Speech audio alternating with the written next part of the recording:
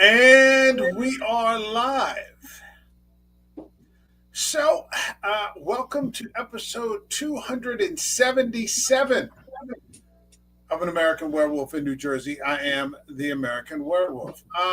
In the house tonight, we've got the samurai with no name, but you can call him John. And he says that this town is full of men who deserve to die. Nice to see you again, man. Nice to see you again. Nice to see you, good sir. Indeed. It's hump day of a hump day. Yes, it has been a hump day of a hump day.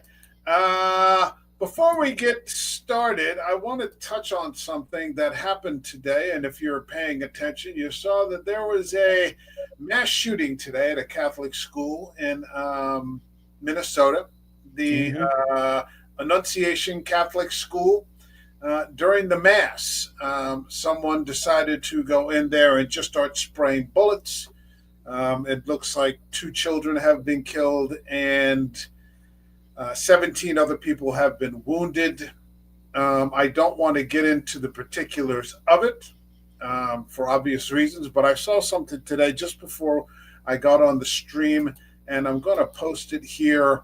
This is from Father Calvin Robinson, and Father Calvin was kind enough to actually once appear on this channel for episode 250, and I keep a sporadic contact with him. You know, we don't claim to be friends or anything like that, if you understand what I'm saying. But he posted this just a little bit ago, and it says, "There is a morbid fascination with sharing images of the killer and his paraphernalia. It is clearly demonic and not worth sharing.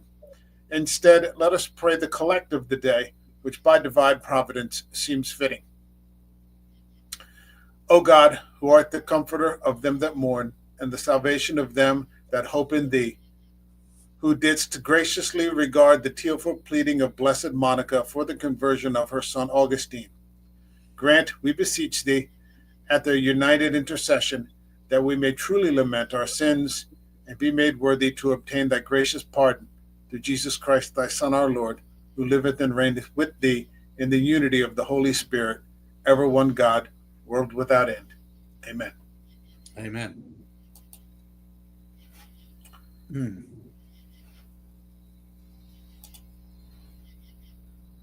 Shall we get it going? Let us begin.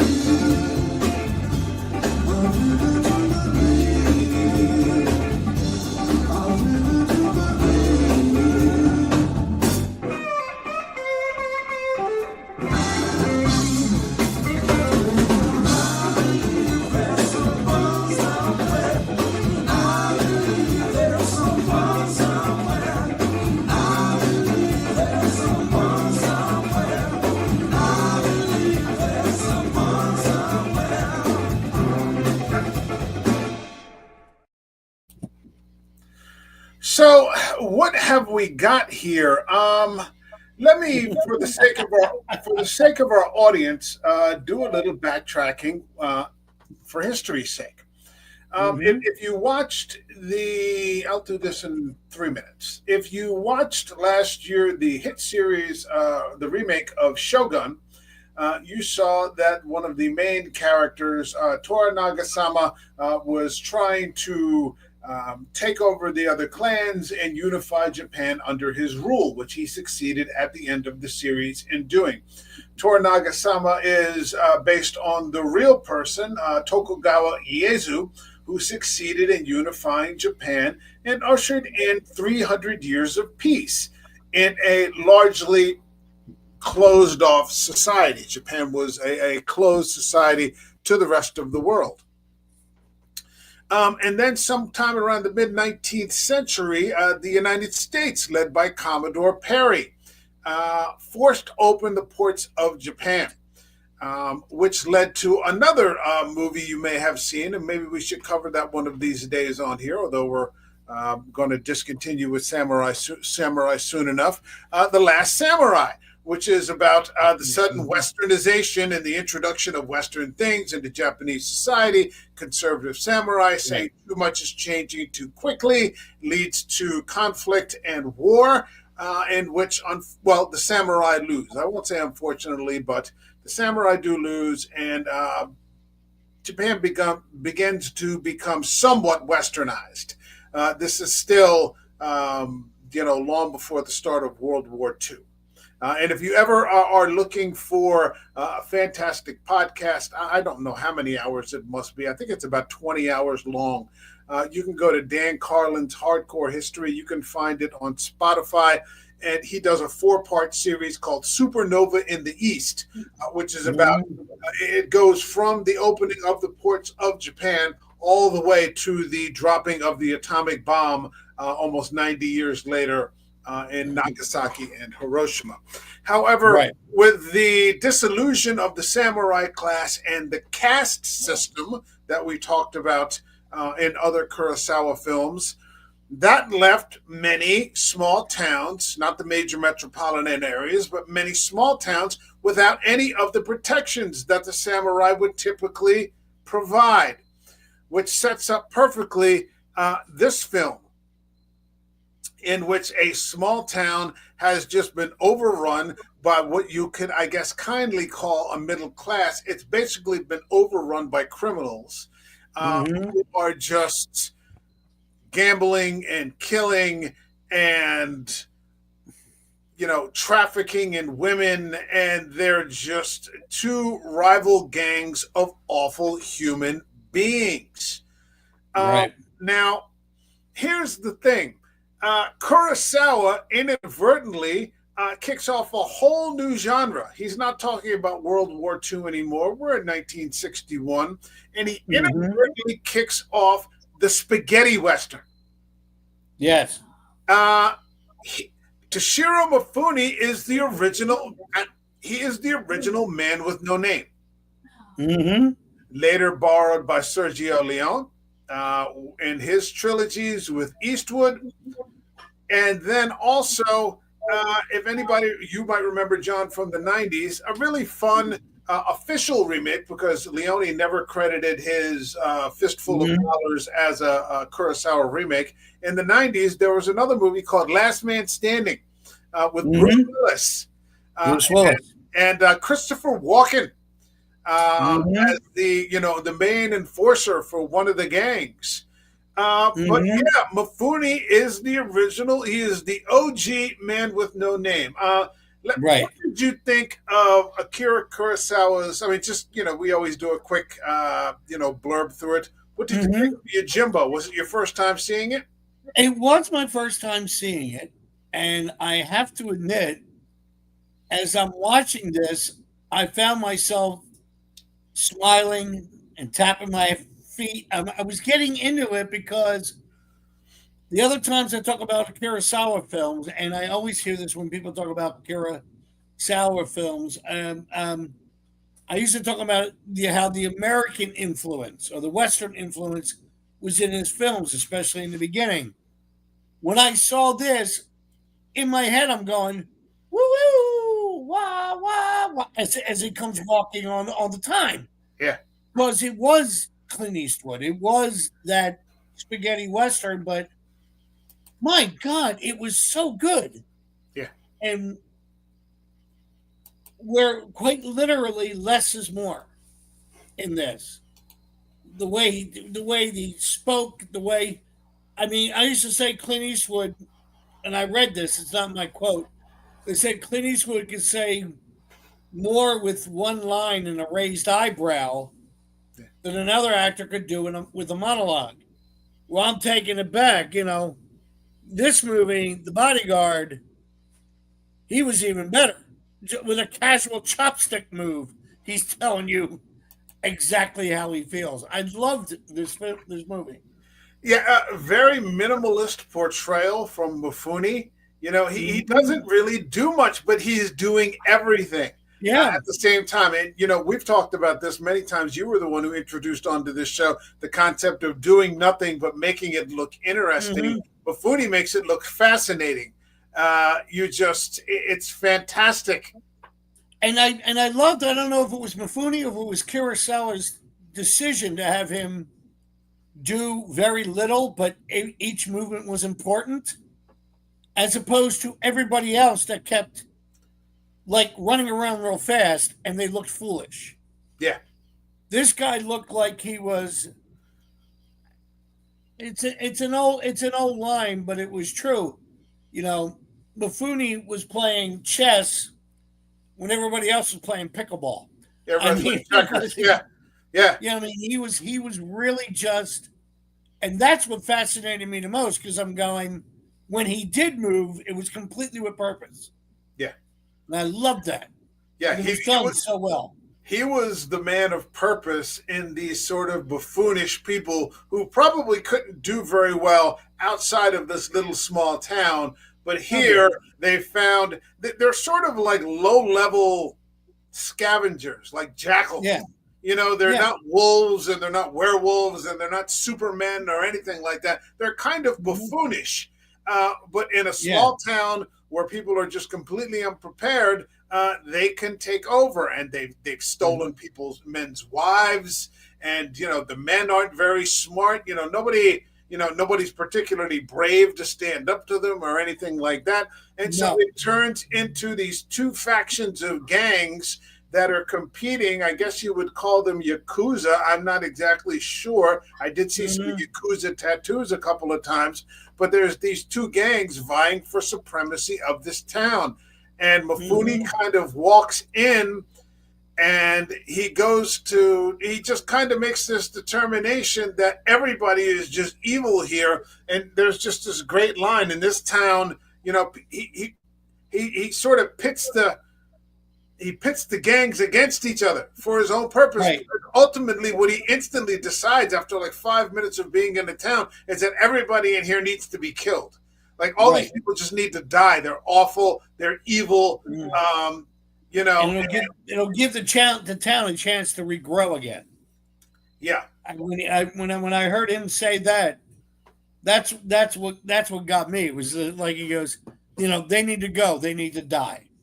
And I'm going, and in my head, I'm going, you're absolutely right. Yeah. Yeah. This is maybe, I don't know, of all the ones that I've seen, the ones that we've covered, I don't know that it's my favorite one, but it certainly is among the more popular of Kurosawa's films, because it's fun, which isn't something that, we talked about Rand. Rand's not fun. Drunken Angel wasn't fun.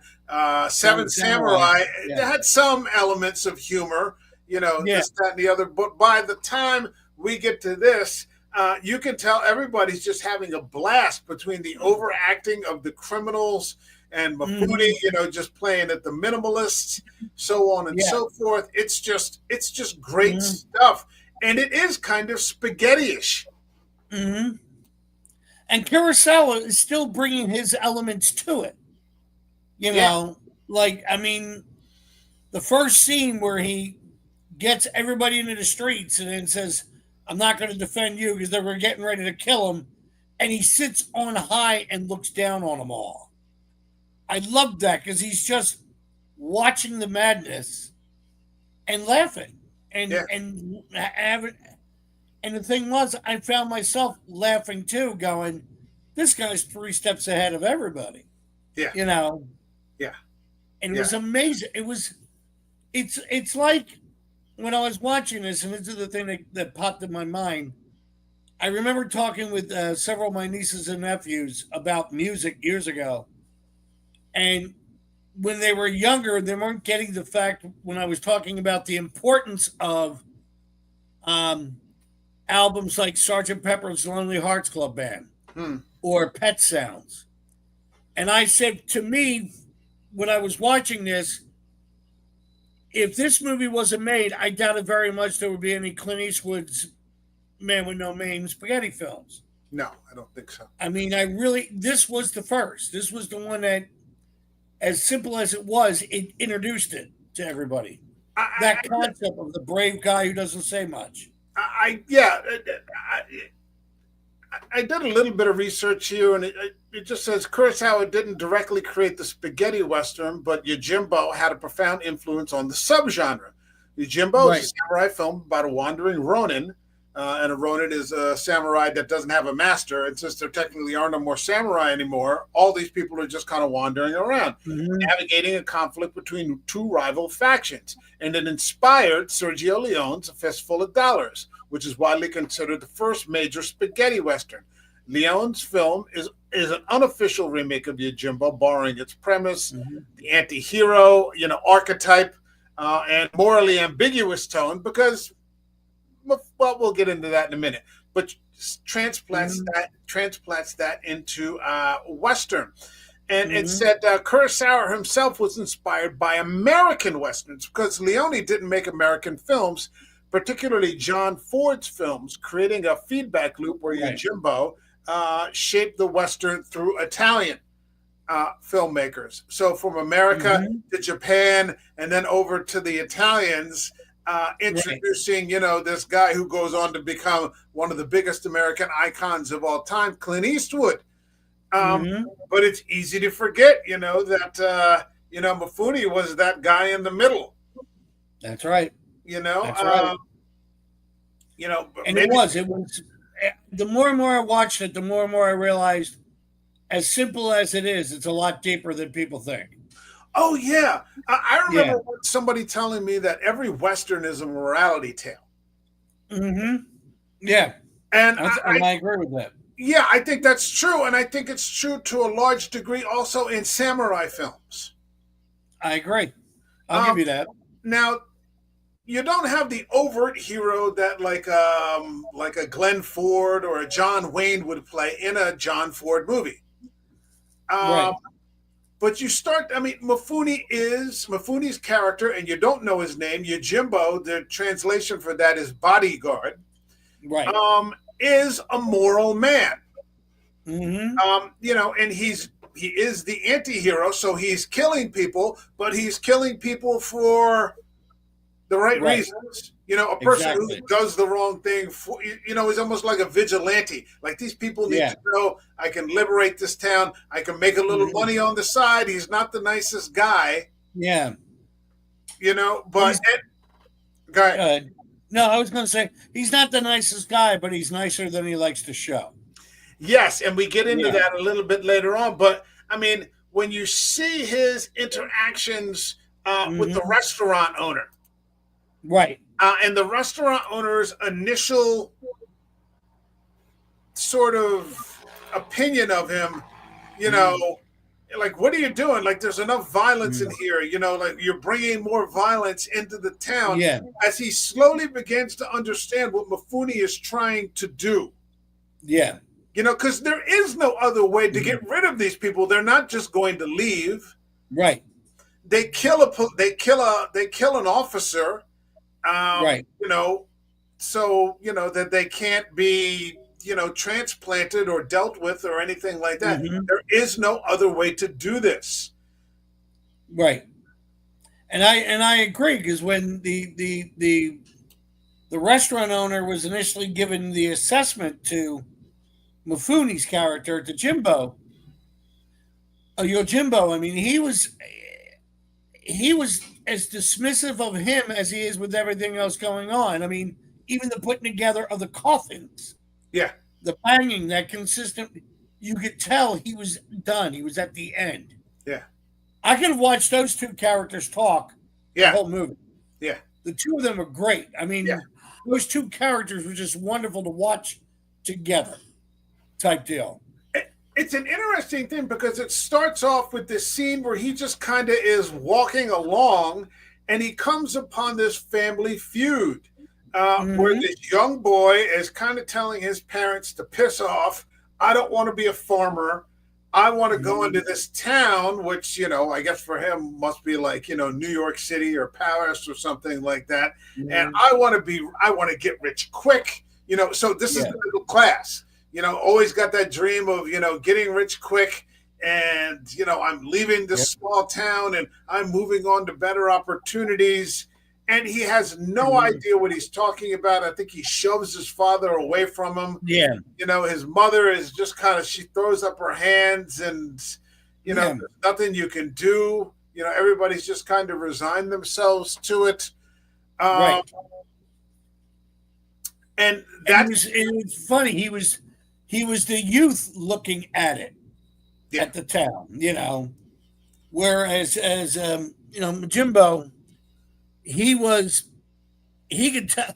I think it's because hearing the boy talk, he's saying, all right, let's go check this out, and for a different reason.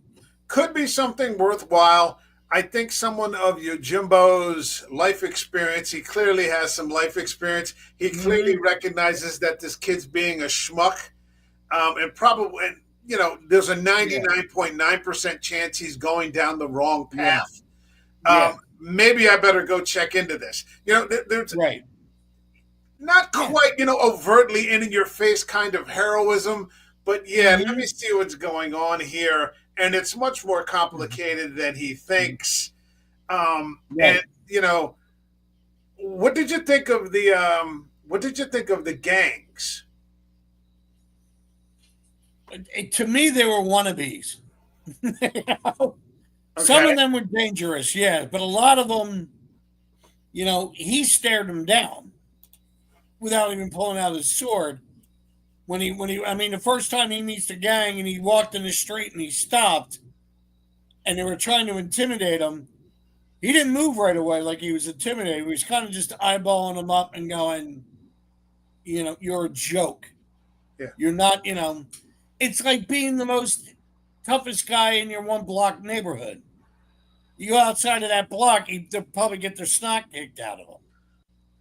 But in that area, they had all the power. He wasn't impressed. I thought it was interesting that they weren't physically tough, but the leaders and the people that were sort of running the show were cunning. Yes.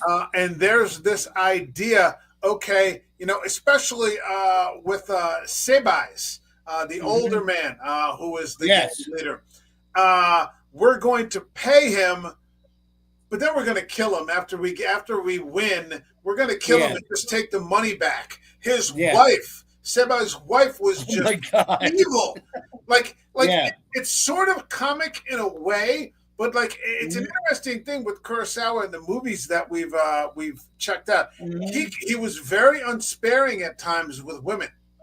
Yeah, and she was when she said that. I rolled my eyes and went, "Oh my god!" Yeah. Just go ahead. Go ahead. I'm going to do something here for a second. Oh no, it's like when they came to the first confrontation and he repeats her exact line to him when he drops the money, and then goes to his perch to watch. She knew, if she never said that, he probably would have stayed on that side or had to find a different way to get out of the fight. It was the coldness of the people in charge. They didn't care. On the other side, you had the two sons who, were the same way. One was a buffoon, but he beat the hell out of people for fun. And the other one was just smarmy. Yeah. Yeah, Who's the one you couldn't trust to save your life? yeah, Type deal. yeah. But that's who they were. All the underlings were buffoonish, for lack of a better term. I thought it was ironic that the gentleman who was almost a giant seemed to be one of the smarter ones when he's done. Why are we hitting him anymore? He's down. Leave him alone. The smartest guy that I liked in the whole film was the fencing instructor that you meet towards the beginning or about the first third of the film. And they're paying Mifune all this money, and he makes a statement, well, geez, I'm a fencing instructor, and I'm getting paid like Mifune's getting like 30 coins or 50 coins or something like that. He's like, I'm getting 2 coins. Mm-hmm. And they want him to sit with him. He goes, no, I'm fine right here. He goes, if he's getting paid that much more than me, I'm not worthy to sit with him.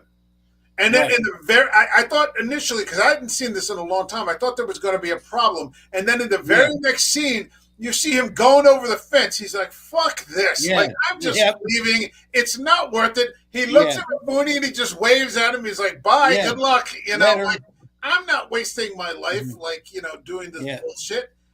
This is your mess now. Yeah, exactly. You're the tough guy now. So have fun and, whatever, wherever it takes you, best of luck. I'm going to go off somewhere and like meet a nice farming girl and go settle down somewhere, Bye. Yeah.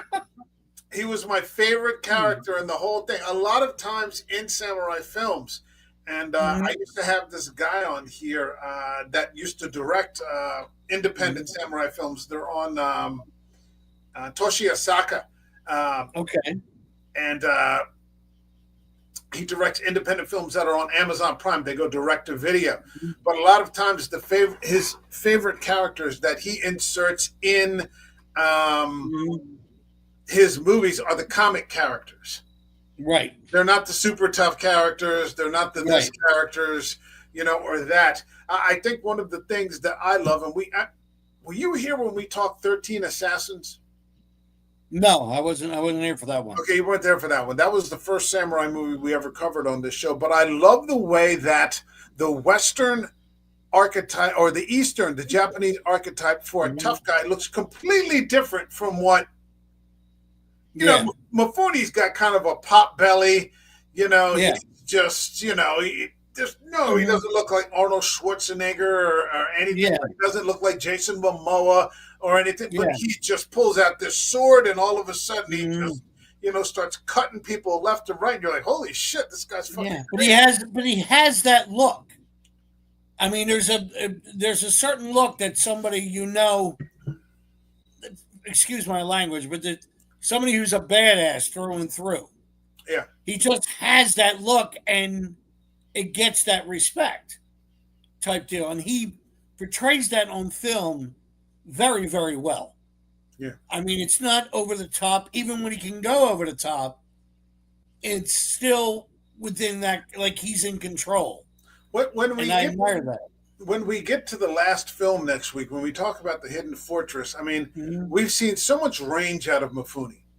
Yeah. From Drunken Angel last week to Seven Samurai to this, and then to the Hidden Fortress. And you're like, this guy could just do anything.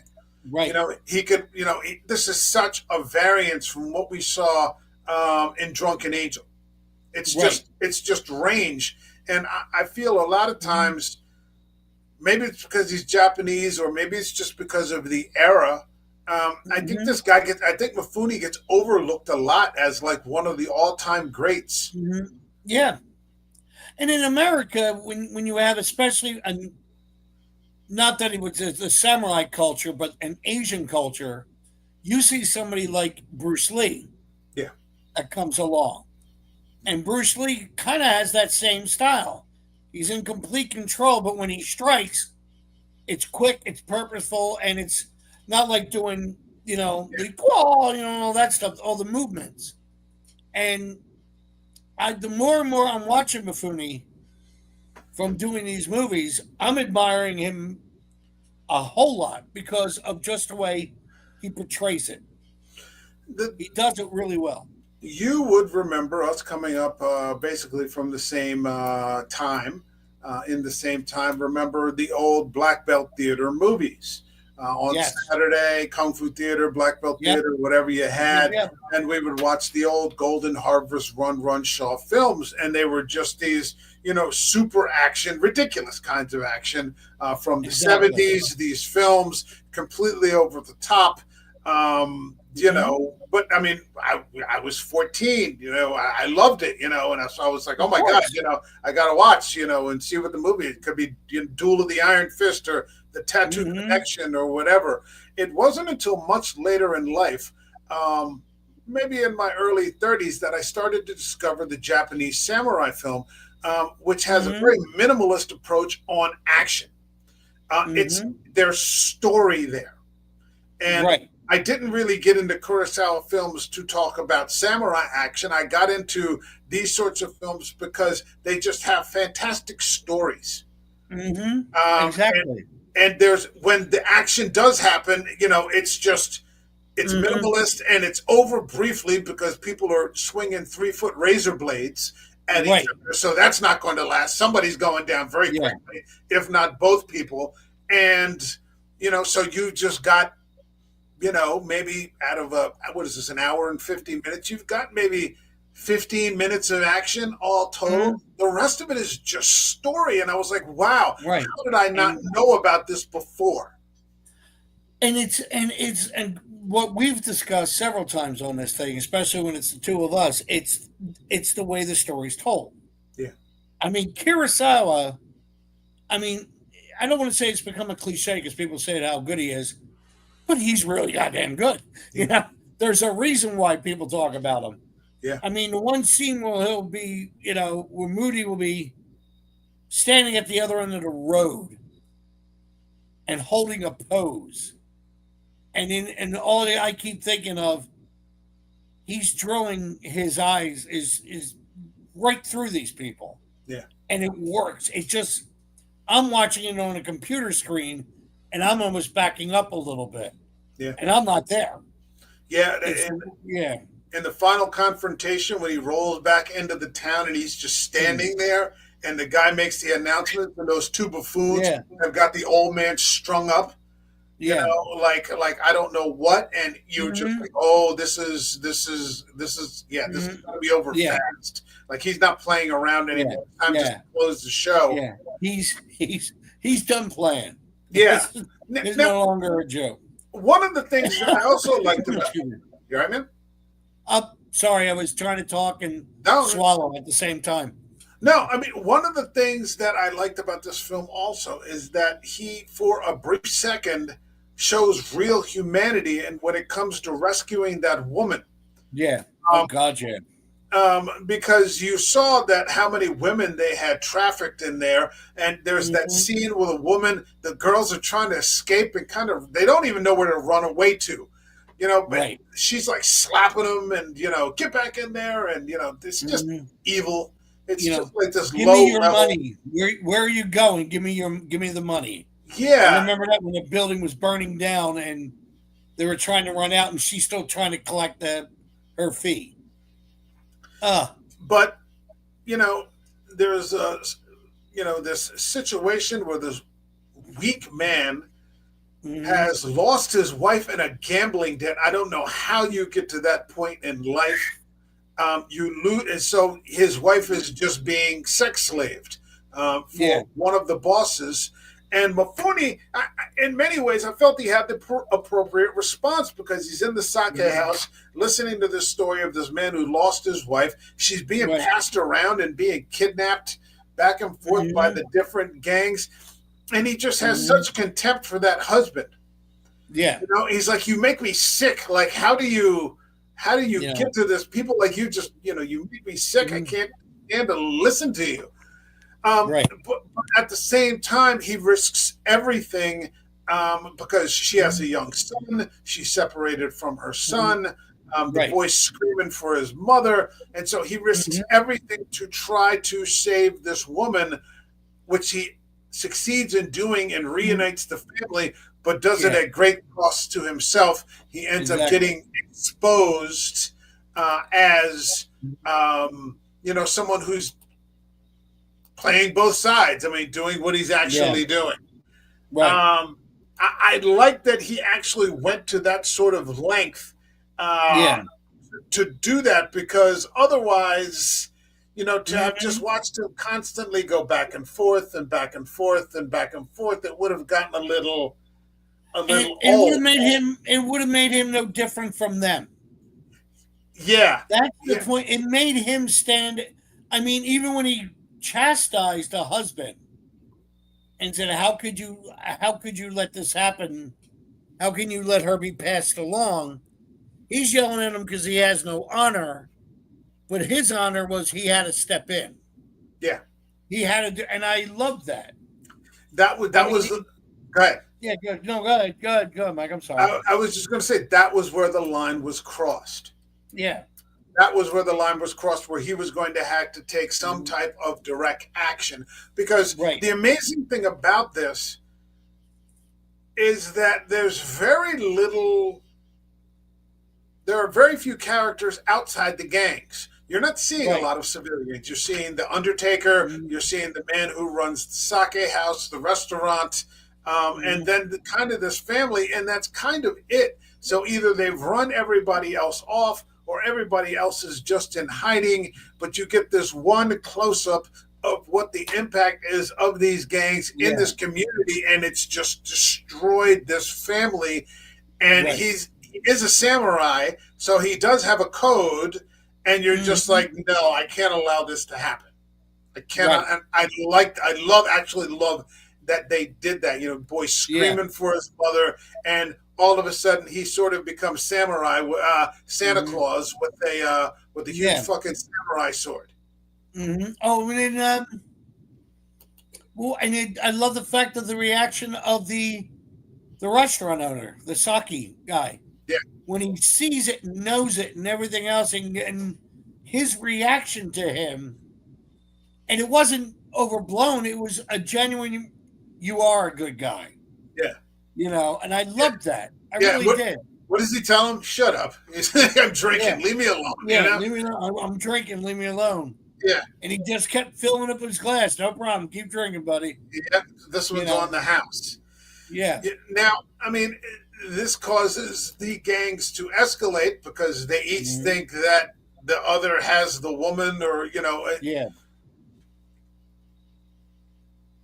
It brings it to. I mean, he ends up paying quite, because he does get busted for it. He takes quite a beating. Yes, he does.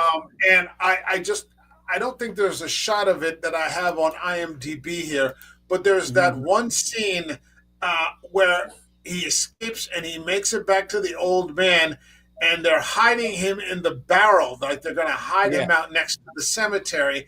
And there's that one scene where he's standing up inside, and the old man's like, you look like you're scaring the daylights out of me. He goes, you look more frightening when you smile. And you're like, oh my, like it really is a horrifying shot. He's beaten half to death, but he's smiling, and I'm like, something that is kind of almost like something out of a horror movie. Yeah. Fantastic. To me, it's I'm sorry, go ahead, Mike. No, I was going to say, it's a great cinematography. The visuals. Oh, yeah. The visuals here are just fantastic. Yeah.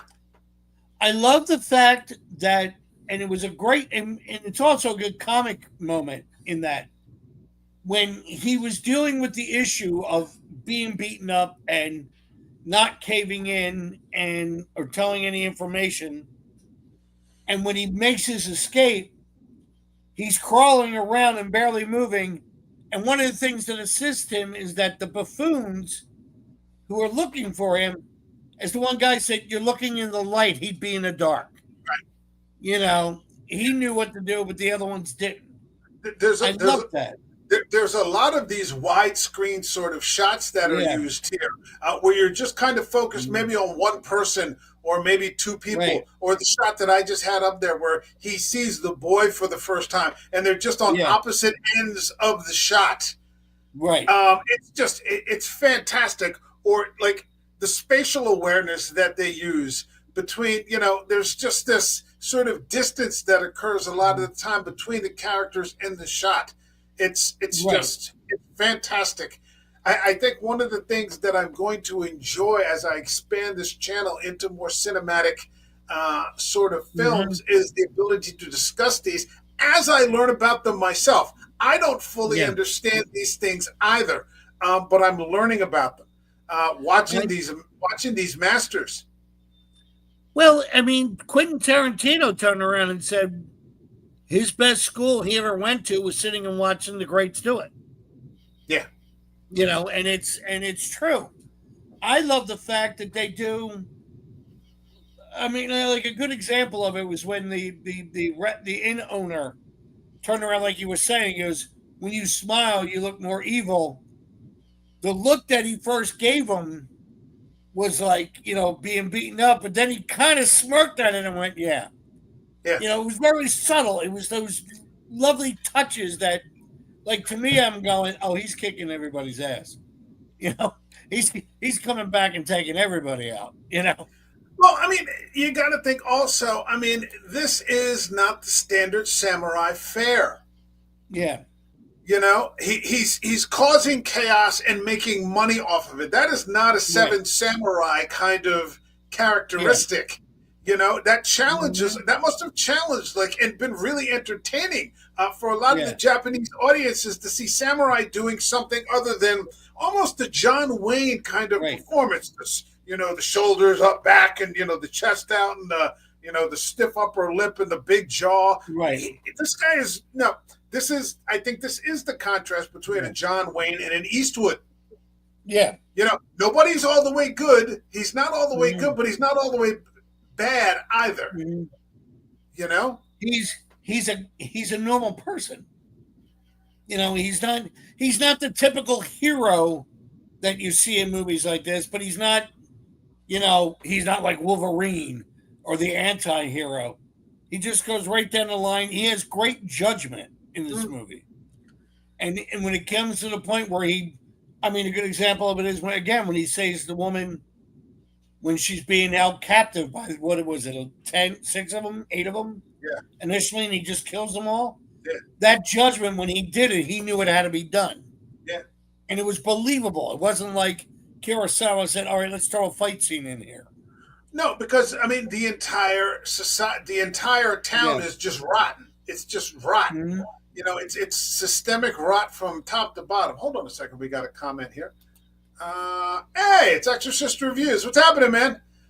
Good to see you. Thanks for stopping in.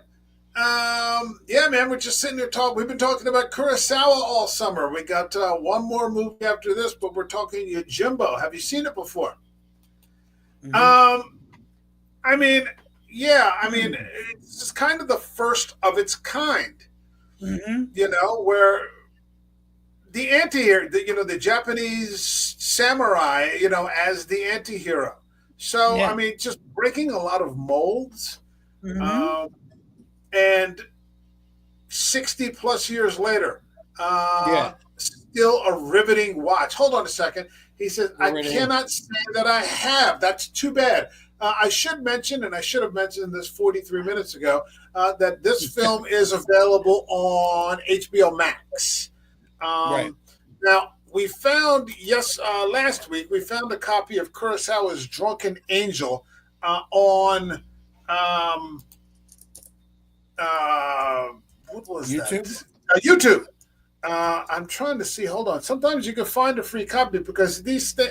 It hasn't been 75 years, so it may not be outside of copyright. No, there's no free copy. Every once in a while, you get lucky. Somebody's uploaded a full copy. But yeah, you're gonna have to go to HBO Max. But man, this is just one of the all-time greats. Go ahead, John. It's a blast, man. I'm glad you recommended it. Seriously. Yeah. I'm surprised how much I enjoyed it.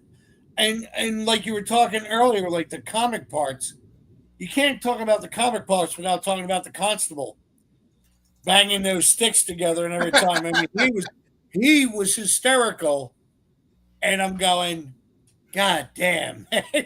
When at one point when he was banging his sticks and turned around and saw Yojimbo and Yojimbo, and you were going, oh shit, he just runs. Yeah. I burst out laughing, even though I know it was going into a serious movie. The So comic relief to release to some of the tension was really good. It was the yeah, I mean, I also loved that they had enough force. Well, that Kurosawa had enough that at the end of the movie, he delivered the best line because as Yojimbo, as Mifune's character, is about to cut down the last of that rotten fucking crew, who does he run into but that young punk who ran out on his family at the beginning? And yeah, just as he's about to cut him down, the guy's screaming for his mother. right. And he's like, go home. A Yeah, life of eating porridge is best. He brings back that line that yeah, he threw at his father at the yeah, beginning of the movie. I'm tired of eating porridge. I want to yeah, go over to this town, and now you're about to mhm, fucking die.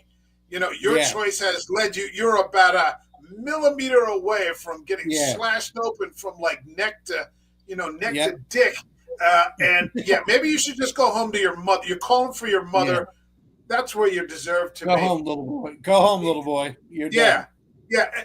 Tarantino, he parodied that a little bit in Kill Bill. In the Right. first one, there's one of the Yakuza, the lights come back on, and Yeah. Uma Thurman's holding the sword, and the one guy like holds his hand up, And he was a kid. yeah, she spanks him with the sword. She's like, Yeah. "Go home to your mother," like get Yeah. out of here. I And you can, love that too. yeah, and you can But when I see where. saw, Go I'm ahead. sorry, go ahead. No, no, No, no, you go ahead. no. You see where he got it from. hmm I remember that scene, and I went when he said that. Bart, I smiled. I sat there and Yeah, said, "Good." yeah. You know, send him home. Yeah, send him Yeah, home. send him home. And again, it's Yeah. another example of what separates him from the other villains. Right. You know, like he's causing chaos, but it's kind of for a purpose. He's killing people, but it's for a purpose. He has a code. He Mm-hmm. kind of keeps it to himself. You kind of find out by example if you cross him. Then you'll Right. find out what his code is. It's that kind of thing. He's not wearing his heart on his sleeve.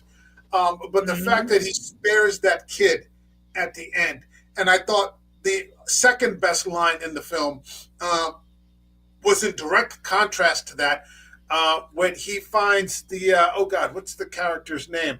Unosuke, the guy who has the The gun, gun. Yeah. and he's cut him open, and Mm-hmm. he's laying on his belly, and you see the blood just sort of Yep. expanding around him, and Mm-hmm. the guy's banging and he's like, Yeah. "Who's praying?" He goes, "I don't need any prayers." Like he's going to the Yeah. end. He's going right to the gate, Yeah. unrepentant. You know, Right. I don't need prayers. Right. So I mean, it's just the best two lines are in the last 5 minutes of the movie. Mhm. Perfect contrast from each other. Yeah. The fact that Mifune gives him his gun back, Oh you know, God. Yeah. but like he's such. Mifune is a force for good. The Yojimbo Yeah. character is a force for good. It's a chaotic Right. force for good, but yeah, it is. And then he just kneels there and watches this guy try to pull the gun up and shoot. Like he doesn't even move. Yeah. Like he knew when he gave it to him. I'm going, oh, he's lying to you. But then I'm like, oh, he knows he can't lift his hand anyway. He Yeah, knows he's done. It's yeah, yeah. He's kind of like some kind of avenging angel. I'm glad we get an Mhm. opportunity to talk about this because the more I Yeah. sort of flesh it out, that yeah, Mifune is a Yeah. force for good. The character is. You know, when he goes, I'll see you at the gates of hell, and he doesn't say anything. I'll be Yeah, waiting for you. yeah. And he went, all right. You know, You say and so. it kind of was like it was, and I kind of liked that about him because even though he had morals, he didn't always express them. But you Right. knew when, like you said, he showed him, Yeah, and it worked. yeah. Um, and I did. I loved that because then he just gets up and leaves. Yeah, I mean, he could take a life, he could save a life, he could spare a life. Mm-hmm. Yep. And all Uh, of those things were in his in his willingness, in his moral, range, in his philosophy, depending on the situation. He could save a family. He saves an entire family, reunites a mother with her husband, her dumbass husband, and their son. He spares that young boy's life at the end. He kills everybody else. Right. Or causes them to kill each other. I love when you were talking about sparing the family at the end, when he makes it look like there was an attack and he walks out and they're still bowing to him. Will you get up and move? Yeah. And that was another time I laughed. Yeah. He was like, Jesus, come on. You're going to get me killed here. Don't make me regret this. But, and that was one of my, that was something I always put in my notes, is that no good deed goes unpunished. So, but I mean, he did the right thing, and, it all panned out for him. Now, I don't know if you're aware of this, but there's actually a sequel to this. We'll have to cover it sometime down the road, called Sanjuro. And I've got a copy. It's on HBO. It's even a little more comic. But again, he's the man with no name, and he's helping a group of sort of young samurai, or samurai wannabes, who he philosophically sort of becomes their mentor. In another situation, he wanders into another situation where at first he starts out smacking them around with the sword when he's got it in its case. So he's just like, you woke me up from my nap. Like, get the fuck out of here, that kind of thing, to realizing that they need a mentor and a helper. So maybe sometime we'll come back and read. I would like to go. I was going to ask you if there was a sequel to this. There is. It's one of the few times I watched the movie and said, I would like to see this character again in something else. Well, the Yojimbo character makes several appearances in other films. Not even in Kurosawa films, but in other Japanese samurai films, he kind of wanders into the situation. And it's Mifune, so that's a big draw. He's in a Zatoichi movie. If you remember if you've ever heard of the blind swordsman Zatoichi, it's Zatoichi versus Yojimbo. So that's interesting. One of these days, I'm going to have to take a look. Mifune did a Western with Charles Bronson. I think it's called Red Sun. Okay. I'll have to take a look at that. I don't know if it's worth watching. I don't think that they gave Mifune really as much as they could have to do, Right. Because, I'm sure all the heat went, well, it was Charles Bronson, too. Yeah, it was Charles Bronson. It was in his heyday. Yeah. It's hard. I mean, it's like... I love Bronson, but I would have preferred to see more Mifune, or Bronson come over to Japan or something like that, Yeah, I would have loved to see both of them work together, because they're both similar in those type of characters that, you think they're these tough guys, but they have like a moral core. And I like that about both of them. Yeah, hold on. I'm trying to find... Is it 1971? Wait, what's the one with Charles Bronson? Yeah, Red Sun, 1971. I'll look for it. It's on Tubi. Is it? Cool. It's on Tubi. Maybe one time we'll do like a if you want to hop in to skip something else, and we can cover that or something like that. We'll see. I think there should be a couple Charles Bronson films we could cover. It says at the very least a Dirty Dozen. We should get to Dirty for like Veterans Day or something like that.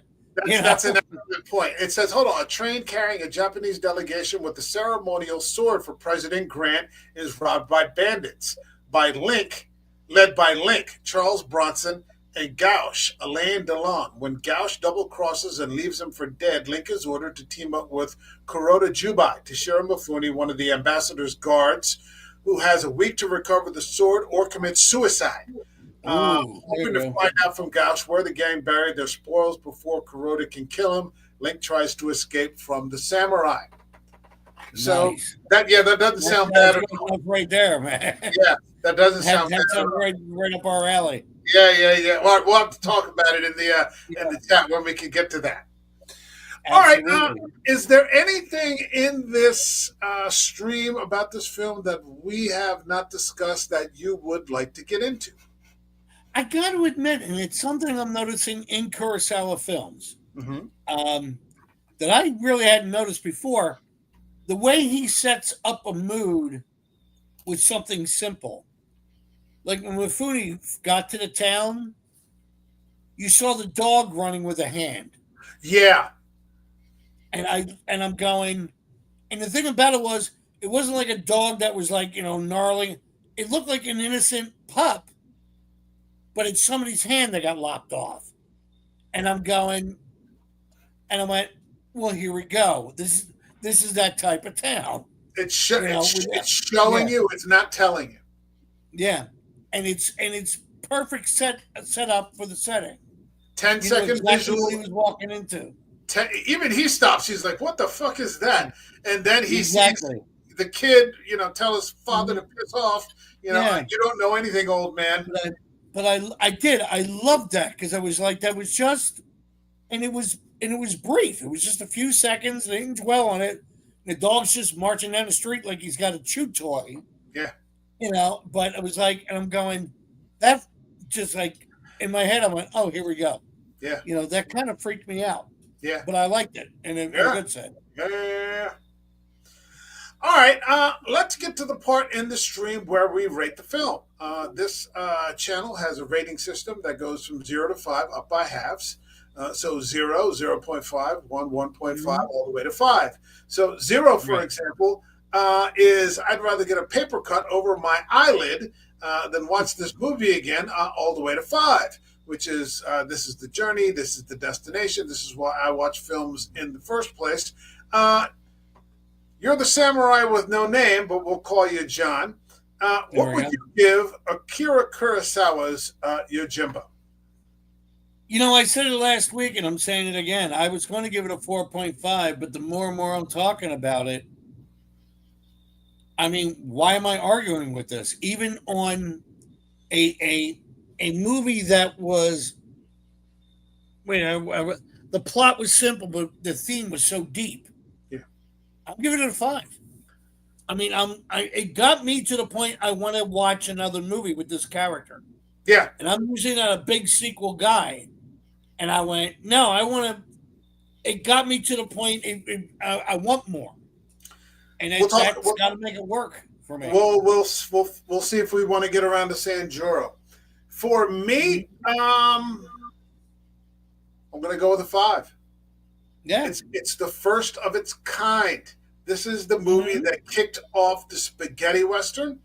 I won't say it's the first anti-hero because that wouldn't be true. There are too many Bogart movies and these sorts of characters. Even Cagney, Yeah, Cagney. Yeah, Cagney's a perfect anti-hero. We got to get into some of that stuff sometimes, some Cagney movies. But I mean, it is stylish. Like I said, the cinematography is fantastic. Yep. The tone is just amazing. And you've got this one man who just is surrounded by 30 people, but all you're doing is paying attention to him. Right. This is one of the few. I'm sorry, go ahead. I'm sorry. No. Go right ahead. No, I thought you were done. This is one of the few movies that I've seen that I can't find a bad shot or a bad scene. I mean, even with. Because people keep saying, well, it's not as serious as Seven Samurais. Yeah, you're right. It's not. But I can't find a flaw. No. It goes right back to the good storytelling that we were always talking about. I don't know if I were to sit down later, I know this is far superior to Last Man Standing. Because Last Man Standing is just entertainment. I get it. It's 90s entertainment. Yeah. I get it. And that it is what it's supposed to be. It's not trying to be anything exactly.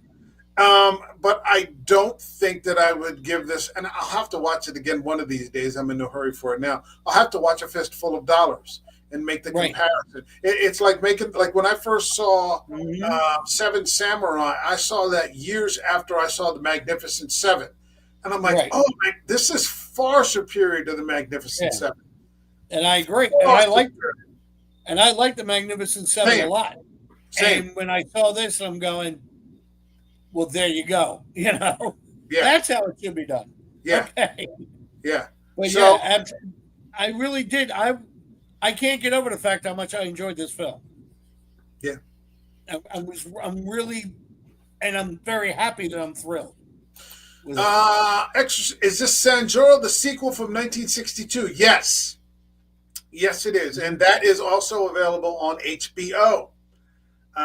So who knows? Maybe we'll get into that. Maybe we should get into it. Work it in somewhere if we can. Yeah, before it disappears from HBO.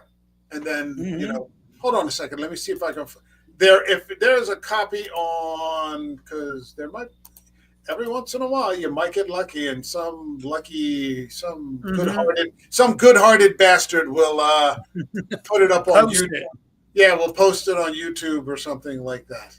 Absolutely. No, not. There it is. There we go. There it is, and only 95 minutes long. Really? 95 minutes long. Criterion. It's even shorter than Criterion Collection. They've got the Criterion edition up on YouTube. There you go. I'll send you the link. I'll send you the link. Cool. It sounds like we got to do it. We have to now. Okay. It's a moral imperative. if you want to skip out on the Hidden Fortress, because I promised Eric and Bill we'd do that next week. You can, and then I could do two, and then we could just do Sanjuro another day. That works for me. Okay. That works for me, man. Okay. So double hitter for the last week of the summer of Kurosawa. You know what? I know the summer's coming to an end, but we should seriously think about next year. The summer of sequels. And pick the sequels to movies that are good. Yeah, like Terminator 2 or like The Empire Strikes Back or like Aliens or something along those lines. I mean, we covered Batman Returns. We never did Batman. Movie. Yeah, that was our Christmas movie. But that would be fun, a summer of sequels just for the hell of it. All right. Yeah, that sounds like a thought. Rambo 2. Oh, well, that's not. And that'll bring Eric back into the fold. He'll be here next week for the Hidden Fortress. That's true. So I just bought the entire Rambo box set. That's funny. All 5 movies. I bought them on Blu-ray. Go ahead. You hear they're trying to reboot it? They want to go with a younger Rambo in Vietnam. Stallone supposedly is penning the script. I don't really. That's what I heard. I hadn't heard that. But it could be just talking. Yeah, it could be just fake news. But I did hear that they're making a Stallone biography, which is they just cast the kid. I just saw it on X. I'll put it up on the group chat. Mm-hmm. They just cast, the guy who's going to play him, and it's going to be a young Stallone as he struggles to get Rocky made. There you go. Like that story. Yeah, that story is incredibly interesting. Yeah, it is. Yes, it is. Yes, it is. And they're going to make a movie about it. He wouldn't. Go ahead. Go ahead. I'm sorry. No, go ahead. I interrupted you. Go ahead. I was just going to say they wouldn't allow because they wanted other people to play the role, and he wouldn't allow it. Right. He's like, no, this is me. I'm Rocky. I'm Rocky Balboa, and he was right. I mean, could you imagine if Rocky had been played by Ryan O'Neal?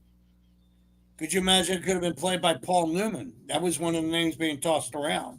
It wouldn't have been the same. And Clint Eastwood. It wouldn't have been the same. I hate to say it. And it would have been the same. Not at all. No. Stallone made it work because it was perfect for him.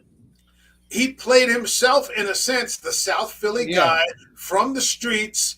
He didn't have to, use an accent or anything like that. He just had to talk.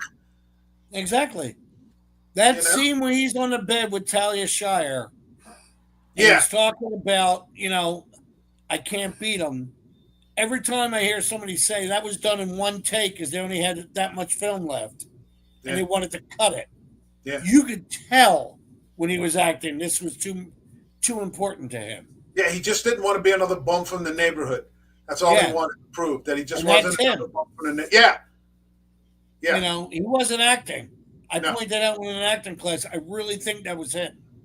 Hold on. Yeah. Eric's here, and he says that the movie is called I Play Rocky. Yeah. Thank you, Eric. Thanks, Hi, man. Eric. Eric, we'll see you next week for The Hidden Fortress. All right. My thanks to the samurai with no name, but you can call him John. Thank you for stopping in, and we will be doing some Sanjuro action next week as Eric and Bill and I tackle The Hidden Fortress. You got it. Do you have anything you want to plug? Actually, a little sad news. I want to plug. There was a theater down here called the End of the Road Theater, which I loved. Okay. Small little place, set up like a lounge, had like 40 seats, classic movies, actual theater production, radio shows that were being done, musicians. The lady, after being in business for about 7 years, launched the HVAC to the theater. Okay. And our landlord turned around and said they can replace it for like $25K, or he can replace it, but he's going to up her rent 150%. So she's closing this Friday. Oh God. And she's closing with Dial M for Murder. Oh really? She's showing that for $5. Oh, well, that's going out with a bang. Are you going to go? Yeah. I'm trying to see if I can get there. If I can get there Friday night, I'm going. I want to go and see it. I want to sit back and watch it because I love that movie. It's on a big screen. She shows it on DVDs. She's a great person. It's a shame that she's closing because she would have been a great interview. Because the way she used to work, as she said, she used to work for the government, but won't say what it is. But it's spelled with 3 letters, I think CIA. And but she was up in Newport, and there was a small theater there, and she saw all this stuff. When she came back to South Jersey, she said, "There's no theater like this," and she started it like 8 years ago. And I interviewed her for a newspaper, and I've been supporting her ever since. And where is this place again? In North Cape May. Okay. It's literally like in a strip mall, like next to the Acme in a liquor store, is a thing called the End of the Road Theater. You walk in, she has all these tables lined up like a casino lounge. It holds like about 40, 50 people. It's a blank stage. I mean, she gets musicians to come in to record live music, and so she was great. It was a great little place to go, and it was ever on her whim. I'm like, I want to do that. Her favorite movie was Grosse Point Blank. Oh. As I interviewed her, she was playing it in the background. Yeah. And we wound up. I stopped interviewing and watched the film. I would consider that track myself. It's just a Friday night on Labor Day weekend. That's going to be hell trying to get. I know, and I feel it's exactly what I was thinking. Fuck. But it's a shame too, man, because Jeff Sharkey, right? You remember Jeff Sharkey from Stockton? Vaguely, yeah, vaguely. Him and about 5 other guys do a comedy improv group there once a month. They bring, this is the stuff that they were doing, and it was a blast. Right, local production. A blast of a place to go. Okay. Yeah, well, if you're in North Cape May, the End of the Road Theater this Friday, Dial M for Murder, 7 p.m. All right. Thanks, man. Yeah. For this channel, we'll be back next week. It looks like we're doing a double feature. The Samurai with No Name will be back with me here for Sanjuro as we wrap up the Summer of Kurosawa. And then Bill, Eric, and myself will be here on an additional day for The Hidden Fortress, which in many respects is the one of the precursors to Lucas's Star Wars. Okay, my thanks to the Samurai with No Name. My thanks to everybody in the chat. We will see you all in the next video. All right, take care, everyone. God bless you. Peace. Hey, everybody. This is the American Werewolf. Thanks for stopping by. Like the video, leave a comment, subscribe to